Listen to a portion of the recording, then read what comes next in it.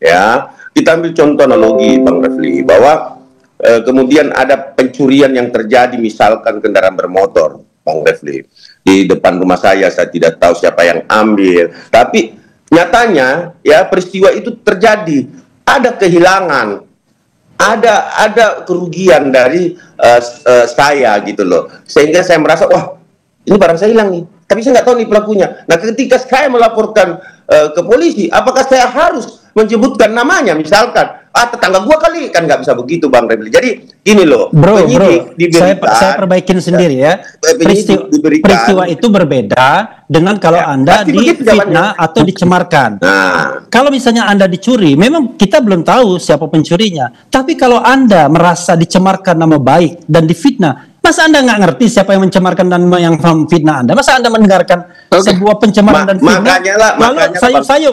Saya mendengarkan suara ya. Ada orang memfitnah saya. Mencemarkan saya. Jelas itu. Ini kayaknya Pak Susno udah mau ngomong nih. Silakan Pak Susno, silakan Pak. Jadi ini bagus sekali ya. Ini pencerahan yang bagus. Jadi kasus ini berbeda dengan pencurian. Kalau pencurian itu polisi tidak dilapori pun dia harus berbuat. Karena itu bukan delik aduan. Termasuk rakyat biasa, rakyat jelata seperti saya, kan tidak lagi polisi sekarang ini, petani kan, kalau tahu ada pencurian, saya lihat dia, saya berhak menangkap, tertangkap tangan, serahkan pada Polri. Tetapi saya mengetahui ada seseorang yang dicemarkan nama baiknya, saya nggak boleh melapor dong. Yang melapor yang namanya merasa tercemar. Nah, siapa tahu, dan laporan itu harus lengkap gitu, karena ini delik aduan, kapan, di mana, bunyi pencemarannya kayak apa, kemudian dia mengumpulkan alat-alat bukti itu untuk dinilai oleh Polri. Jadi bukan jangan sampai nanti penyidik Polri mencari, wah ini podcast yang ini mencemarkan, ada lagi podcast yang ini mencemarkan, oh ini ada percakapan di WA grup ini mencemarkan, itu nggak boleh. Jadi bedanya delik aduan sama bukan delik aduannya.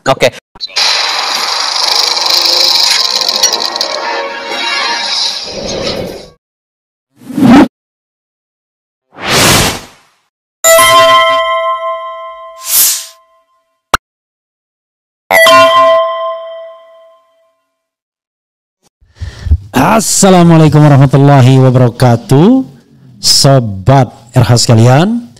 Jumpa lagi kita di channel yang keren ini, keren jadas.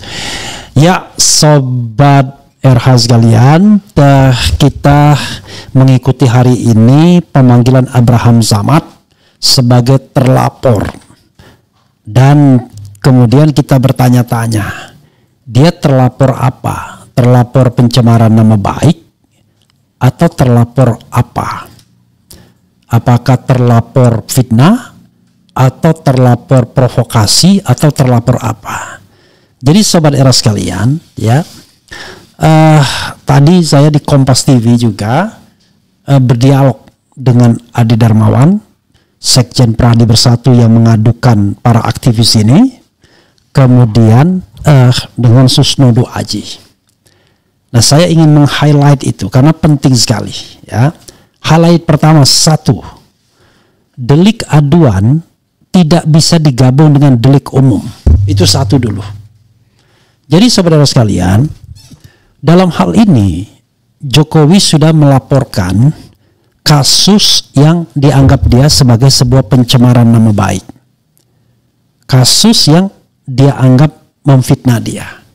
Difitnah, direndahkan serendah-rendahnya. Pertanyaannya adalah, kenapa ini digabung dengan delik umum? Jadi delik pencemaran nama baik itu diatur di pasal 310 KUHP dengan ancaman hukuman cuma 9 bulan saja. Kemudian delik fitnah itu diatur dalam pasal 311 yang ancamannya 4 tahun saja dalam tanda kutip. Kemudian yang juga pencemaran nama baik melalui elektronik itu diatur dalam pasal 27A dengan ancaman hukuman 2 tahun saja.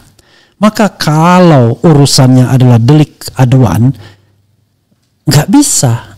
Sekalipun misalnya 12 orang ini dinyatakan sebagai tersangka, maka tidak satu pun boleh ditahan. Karena ancaman hukumannya kurang dari 5 tahun. Jadi tidak ada alasan untuk menahan. Bisa menahan kalau ancaman hukumannya di atas 5 tahun dan ada subjektivitas. Takut melarikan diri ke luar negeri, takut kemudian menghilangkan barang bukti, takut mengulangi lagi perbuatan. Jadi tidak bisa digabung dengan delik umum. Lalu delik umum apa yang kemudian ikut juga digabungkan, di-attach dengan kasus ini? Yaitu delik penghasutan. Pasal 160 KUHP. Delik menggunakan dokumen atau dokumen orang lain tanpa izin. Itu pasal 32 Undang-Undang ITE. Delik mengoprak-aprak dokumen agar diniatkan agar tampak seperti asli. Itu pasal 35 Undang-Undang ITE. Lalu delik ujaran kebencian pasal 282 ayat 2. Nah, itu delik-delik ancaman hukumannya di atas 5 tahun semua. Jadi delik penghasutan 6 tahun, delik menggunakan dokumen tanpa izin itu 8 tahun, delik mengoprak-aprak dokumen agar tampak asli itu 12 tahun, kemudian delik ujaran kebencian itu 6 tahun. Dari sini saja saudara sekalian, kan sudah kelihatan betul maksudnya adalah agar orang-orang ini bisa ditahan. Jadi kata Susnodo Aji ya dalam debat di televisi, nggak bisa itu digabungkan jadi satu, dipisah. Nah, kalau memang masalahnya adalah pencemaran nama baik, maka harus dibuktikan dulu apakah ijazahnya itu asli atau tidak.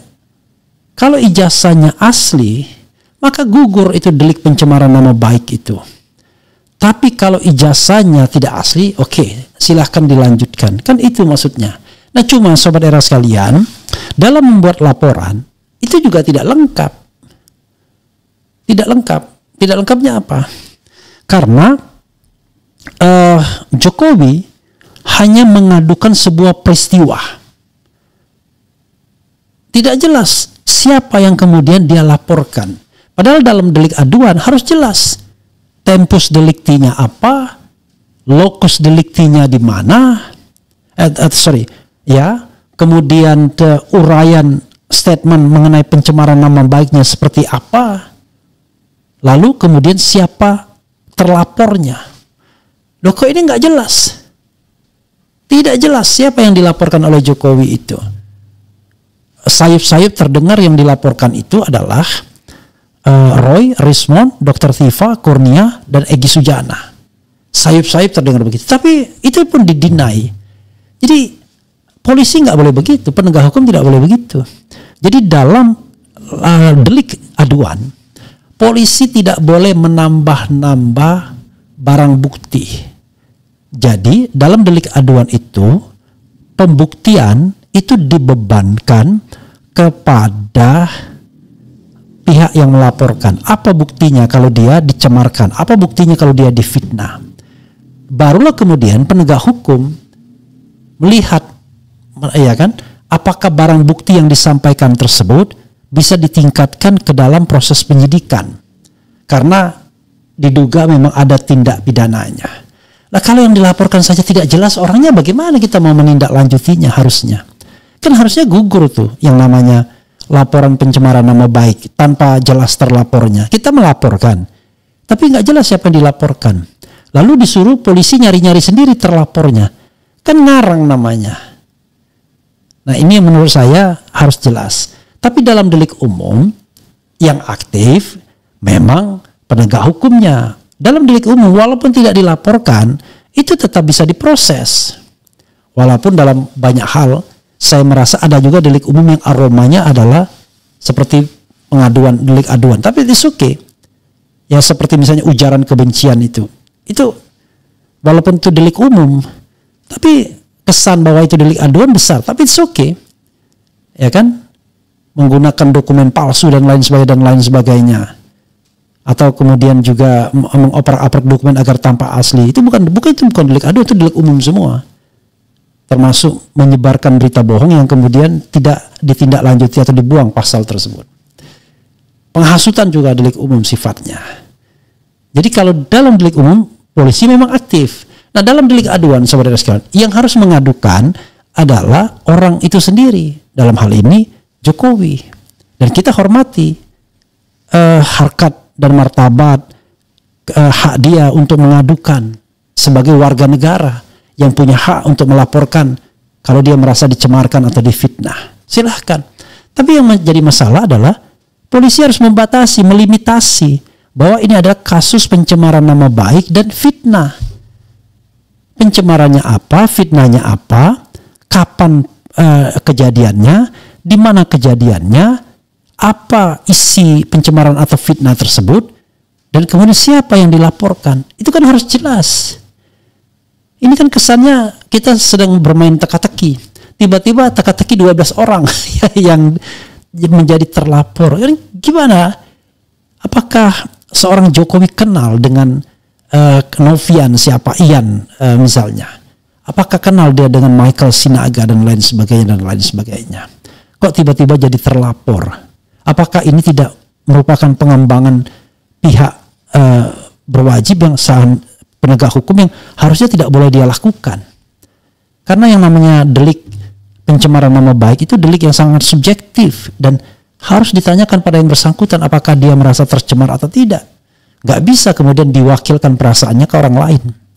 Makanya dia harus mengadu sendiri. Sebagaimana misalnya JK mengadukan Sylvester atau keluarga JK yang mengadukan ke Sylvester. Nah itu delik pencemaran nama baik atau fitnah. Dan akhirnya dia kena delik fitnah 1,5 tahun yang inkrah yang sampai sekarang belum.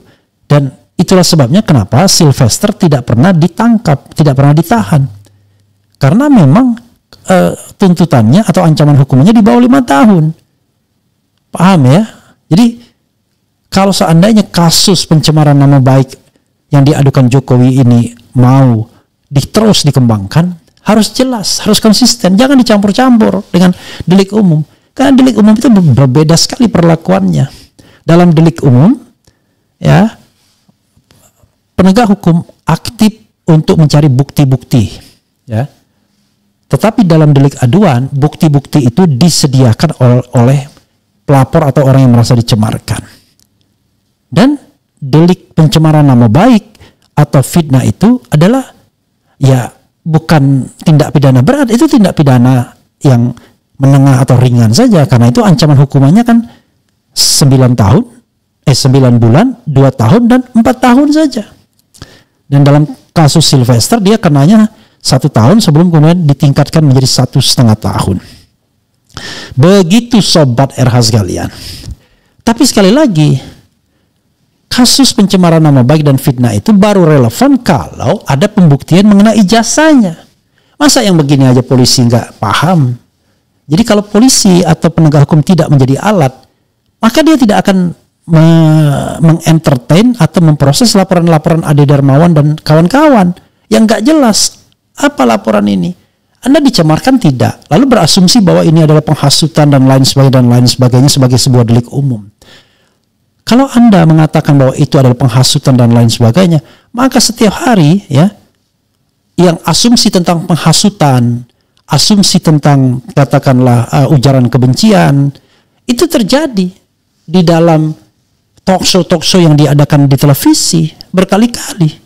Ada pernyataan-pernyataan seperti itu dan lain sebagainya. Bahkan provokasi sering sekali dilakukan oleh pihak Pak Jokowi sendiri dengan mengatakan sebentar lagi ditangkap. Padahal yang dilaporkan sesungguhnya oleh Pak Jokowi adalah delik aduan yang ancamannya di bawah 5 tahun. Tiba-tiba ada pasal-pasal lain yang gentayangan digunakan untuk menangkap. Ini kan apa-apaan? Ini kan bukan penegakan hukum namanya. Itulah yang namanya kriminalisasi, itu ya begini ini. Begitu sobat RH sekalian ya. Mudah-mudahan paham dan mudah-mudahan sentilan Susnodo Aji itu didengarkan oleh junior-juniornya. Jadi harus jelas kalau pencemaran, dan orang kan mengatakan bahwa ini fitnah dan pencemaran nama baik. Ya sudah, itu yang proses. Kok tiba-tiba ada pasal penghasutan, pasal menggunakan dokumen tanpa izin, pasal mengenai ngoprak-ngaprik dokumen agar tampak original, pasal mengenai ujaran kebencian dan lain sebagainya. Padahal yang diadukan dan orang mengatakan ini adalah pasal tentang pencemaran nama baik dan fitnah. Silakan diproses dengan pasal pencemaran nama baik dan fitnah tersebut. Tapi harus unsur-unsurnya terpenuhi. Jelas terlapornya, jelas kejadiannya, jelas uraian statementnya misalnya. Jelas kapan waktunya, jelas di mana kejadiannya. Dan berikutnya adalah karena ini terkait dengan ijazah, dibuktikan dulu ijazahnya asli atau tidak. Kan begitu. Kalau sudah begini sesungguhnya, ya itu penegakan hukum yang benar. Nah, karena perlu dibuktikan terlebih dahulu, karena jangan dihilangkan aspek pembuktian ijazahnya asli atau tidak. Kalau tidak, ini akan menjadi peradilan sesat semua. Begitu sobat era sekalian ya. Kita tidak ingin sebentar-sebentar ada peradilan sesat, sebentar-sebentar ada peradilan sesat yang menghukum orang tanpa kesalahan. Dan tidak boleh lagi digunakan pasal seenaknya seperti menjerat Gus Nur dan Bambang Tri. Digunakan pasal menyebarkan berita bohong, which is bukan delik aduan. Tapi lucu. Apalagi kemudian undang-undang atau pasal tersebut dibatalkan oleh MK karena dianggap inkonstitusional. Tapi berapa banyak korban dengan menggunakan pasal seperti itu. Jadi pasal itulah yang yang bahaya bagi demokrasi. Kalau soal pencemaran nama baik, silakan sesama warga negara berhadapan, kan begitu. Kalau misalnya fitnah, silakan sesama warga negara berhadapan. Tetapi yang jelas adalah pokok persoalannya adalah keaslian ijazah. Yang lainnya nggak relevan, pasal-pasal lainnya. Ini orang kadang-kadang lawyer menggunakan hukum dengan seenaknya saja, mengadukan orang, padahal dia bukan pihak yang berkepentingan. Ngapain Adi Darmawan mengadukan, lecomanan mengadukan dan lain sebagainya? Kan nggak relevan dia. Kok tiba-tiba dia mengadukan dan di-entertain oleh polisi? Kan polisi harus membatasi bahwa ini adalah kasus pencemaran nama baik dan sudah diadukan oleh Pak Jokowi. Itulah yang menjadi kausa primanya. Kalau seandainya memang kita ingin melindungi, kita ingin memberikan hak kepada Jokowi untuk melaporkan, silahkan. Kan, tetapi kemudian dia laporannya sumir, tapi di entertain sedemikian rupa sehingga ada 12 terlapor termasuk Abraham Samad. Itu saudara sekalian ya yang harus kita garis bawahi. Oke, coba kita bacakan komentar sobat RH sekalian ya. Jadi sekali lagi, please ya, lakukan proses hukum sebenar-benarnya. Yang sebenar-benarnya itu adalah proses hanya laporan pencemaran nama baik dan fitnahnya saja yang dilaporkan oleh Pak Jokowi. Tapi sebelum memproses itu, pastikan bahwa unsur laporannya sudah terpenuhi semua, termasuk siapa yang dilaporkan. Yang kedua, apa akar masalahnya? Kalau akar masalahnya adalah soal ijazah palsu atau tidak, itu dulu yang dibuktikan, bro. Kalau ijazahnya asli, lanjut pencemaran nama baik dan fitnah. Tapi kalau ijazahnya palsu, ya berhenti dengan sendirinya bahwa apa yang dikatakan Roy Suryo, Dr. Tifa dan lain sebagainya benar. Kan begitu. Kalau tiba-tiba ada pasal lain penghasutan, pasal ujaran kebencian, pasal menggunakan dokumen tanpa izin, pasal mengubah dokumen agar tampak original. Ini apa-apaan? Menggunakan pasal-pasal dengan ancaman hukuman 6-12 tahun penjara untuk hal yang awalnya bicara mengenai tentang pencemaran nama baik yang sudah diadukan. Tapi mengatakan pencemaran tetapi tidak mau membuktikan asli atau tidaknya ijazah. Jadi kita bicara tentang tertib hukumnya. Ini nggak ada kaitannya dengan suka atau tidak suka, benci tidak suka, benci. Tapi ini adalah tertib hukumnya begitu. Ya kan? Gitu. Dan orang-orang yang tidak relevan seperti Adi Darmawan itu nggak perlu dipertimbangkan harusnya laporannya. Ngapain mempertimbangkan laporan sesuatu hal yang nggak jelas gitu. Yang kita ingin laporkan itu adalah adanya pencurian, adanya penjamretan, adanya korupsi, adanya pembunuhan. Nah itu jelas semua. Tapi ini pasal-pasal yang nggak jelas gitu loh. Pasal-pasal yang pakai perasaan semua. Kalau kita menggunakan pasal pakai perasaan atau laporan pakai perasaan, ya cukuplah perasaan Pak Jokowi saja yang diproses. Dia merasa direndahkan serendah-rendahnya, ya kan? Dihina sehina-hinanya. Nah, karena itu yang diproses. Tetapi sekali lagi, balik lagi, apakah itu sudah memenuhi unsur pelaporannya atau tidak? Kemudian apa inti dari pelaporannya? Oh, itu soal ijazah. Karena itu buktikan dulu ijazahnya. Kan begitu, karena ada ada layer tentang ijazah palsunya. Begitu sobat era sekalian. Kalau kita mau berhukum secara benar, tapi kalau kita cuma mengatakan saya berkuasa, ya itu it's up to you lah, ya kan? Oke, coba kita bacakan sedikit. Keren cadas. Assalamualaikum warahmatullahi wabarakatuh. Salam dari Arab Saudi. Waalaikumsalam warahmatullahi wabarakatuh. Kemudian sehat selalu ya, ganteng Akhir Refli. Luar biasa. Hidup Gus Nur, salam revolusi. Sehat Bang Refli, saya awam hukum, cuman saya punya keyakinan orang baik tidak mungkin berbohong. Assalamualaikum Bang Erhas, salam dari Jambi. Lucu, Jokowi penerima laporannya pun lucu, asal terima saja. Siapa yang bisa memperbaiki hukum di Indonesia karena serba abu-abu ya, seperti abu-abunya seragam penegak hukum. Kemudian polisinya dibayar. Oke, nggak tahu kita ya. Saya rindu kepolisian yang profesional, netral, objektif dan kredibel supaya masyarakat merasa aman dan percaya. Buktikan presisi itu Anda. Jangan penjara WNI tanpa kesalahan yang nggak jelas ya Pak Polisi. Hidup rakyat Pati ya. Luar biasa ini Pak rakyat Pati ya. Tak bisa diharap sis Betty ya. Ganti Listio. Ironis, Termul itu bicara demokrasi harus ada batasannya ketika ingin menjarain orang. Di sisi lain, teman Termul terpidana kasus fitnah minta amnesti, nggak enak kan dihukum karena berpendapat, makanya fair. Maksudkan Termul ganti semua. Karena di kepolisian bukan oknum lagi tapi sudah jadi sarang oknum. Nah, cocok ya. Penipuan terbesar abad ini, oke. Apa ini? Kalau ini malah Termul yang jawab melaporkan lagi. Intinya Termul ingin memenjarakan orang-orang yang mencari keadilan. Hukum dasar pun dilanggar Pak. Seolah penegak hukum tidak belajar hukum, seperti tidak mempedulikan profesionalisme. Belajar hukum di negara mafia seperti ini seperti jadi tidak berguna.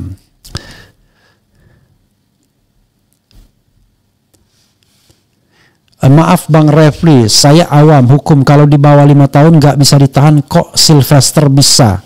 Sylvester nggak ditahan bro. Ya, pengertian tidak bisa ditahan itu adalah ketika kasusnya belum inkrah.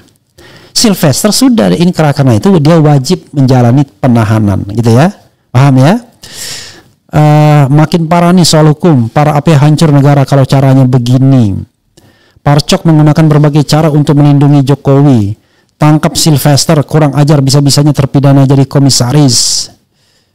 Kasus Pati ulang tahun 98 sebentar lagi.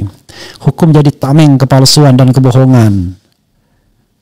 Parcok di bawah naungan geng Oslo. Lucunya ijazahnya Mulyono nggak pernah hadir di persidangan, malah orang bisa dipenjara. Persoalan penegakan hukum di negeri ini sebenarnya bisa lebih baik jika Presiden punya keinginan memperbaikinya. Tinggal koreksi saja pihak-pihak yang memiliki kewenangan terhadap hukum itu sendiri. Kemudian hancur negara dibuat Mulyono, daya rusaknya luar biasa. Channel paling keren, selamat malam. Hukumnya degleng, Indonesia benar-benar keren dan cadas, payah. Pak Refli, semoga segera di judicial review pasal-pasal andalan baru untuk kriminalisasi sebelum memakan banyak korban, insya Allah ya. Kemudian bingung, sebenarnya pasal-pasal itu sudah di judicial review dan ada pembatasan, ya kan? Nantilah kita bicara lagi pembatasan-pembatasan. Pasal 160 nggak bisa diterapkan, harus ada delik materialnya. Kemudian pasal tentang ujaran kebencian harus dasarnya suku, agama, ras, kemudian macam-macam, warna kulit dan lain sebagainya. Jadi penghinaan-penghinaan yang didasarkan mengidentifikasi orang. Ini kan nggak ada kita menyebutkan apakah Pak Jokowi itu begini, begono dan lain sebagainya. Kemudian pasal yang terkait dengan 32, 35 itu konteksnya harus jelas. Dan Roy Suryo dan kawan-kawan tidak melakukannya, tidak mengubah dokumen agar tampak original dan tidak juga menggunakan dokumen orang lain tanpa izin. Kan dokumen yang digunakan dokumen yang sudah tersebar di publik sebagai bahan untuk melakukan penelitian. Jadi pasalnya ngarang-ngarang saja, ya kan? Itu yang tidak boleh ya. Kemudian logika Ade Sontoloyo Darmawan, gimana fitnah kok dianalogikan pencurian? Oke. Nah, apalagi dia bilang kalau pencurian itu saya bilang memang belum tentu kita tahu orangnya, tapi kalau fitnah, kalau kita merasa difitnah, ya pasti kita harus tahu orangnya siapa yang memfitnah. Masa kita nggak ngerti? Kalau kita nggak ngerti orangnya siapa yang memfitnah, ya nggak bisa kita melaporkan kepada polisi. Polisi nggak boleh cari-cari orang untuk kemudian ditetapkan sebagai tersangka atas laporan seseorang yang tidak jelas. Kan misalnya, Pak, saya difitnah Pak. Oleh siapa? Nggak jelas Pak. Tapi yang jelas dia bilang bahwa saya jelek Pak. Kan kacau sekali. Lalu menyuruh polisi untuk nyari siapa ya yang ngomongkan Refli jelek itu. Bukan begitu yang namanya delik aduan. Delik aduan itu jelas. Pak, saya difitnah. Saya dicemarkan, saya dibilang nyontek. Siapa yang bilang? Si apa? Kan begitu. Gitu. Jadi saudara sekalian, sekali lagi ya, menegakkan hukum itu harus benar dan logis. Jangan waton berkuasa karena kita merasa berkuasa, lalu yaudah terserah gue dong, nggak bisa begitu ya. Itu yang ingin saya share ke dalam kesempatan ini ya. Udah nggak masuk akal prosesnya Bung RH, sedih lihatnya, logikanya dibalik-balik. Ya itulah. Kalau setiap ketemu penjarakan.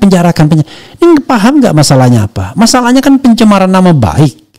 Pencemaran nama baik tersebut bisa juga mengarah pada fitnah. Tetapi untuk itu pokok masalahnya harus dibuktikan. Kan sederhana. Kok tiba-tiba pakai pasal-pasal lain yang nggak jelas gitu. Begitu sobat era sekalian ya. Mudah-mudahan ini bermanfaat dan saya sengaja mengambil tema ini ya agar memberikan pembelajaran bagi kita semua ya. Wassalamualaikum warahmatullahi wabarakatuh. Keren. Cia.